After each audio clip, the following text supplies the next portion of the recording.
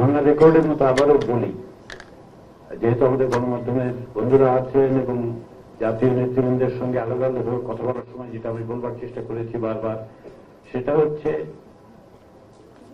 আমাদের সকলেই মনে রাখতে হবে যে আক্ষরিক অর্থে রক্তের উপর তার পাড়া দিয়ে আমাদেরকে এখানে আসতে হয়েছে।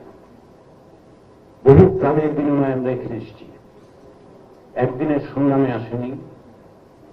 16 বছর ধরে অব্যাহত সংগ্রাম, 53 বছর ধরে বিভিন্নভাবে আমরা গণতন্ত্র প্রতিষ্ঠার যে সংগ্রাম, একটি জবাবদিহিমূলক রাষ্ট্র প্রতিষ্ঠার যে সংগ্রাম, তারই একটা পর্যায়ে আমরা এখানে সকলে বসতে পেরেছি।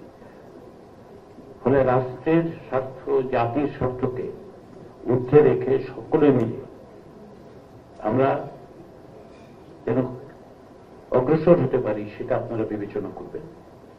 আমি বারবার বলেছি যে আপনারা সকলকে খানিকটা ছাড় দিতে হবে। ঐকমত্য কমিশনের পক্ষ থেকেও আমরা নিজেদের মধ্যে আলোচনা করছি, আপনাদের সাথে আলোচনা করছি যে কোন কোন জায়গায় পরিবর্তন সংশোধন সংযোজনের মধ্য দিয়ে আমরা অভিষ্ট লক্ষ্য অর্থাৎ একটি জাতীয় সনদের জায়গায় পৌঁছতে পারব।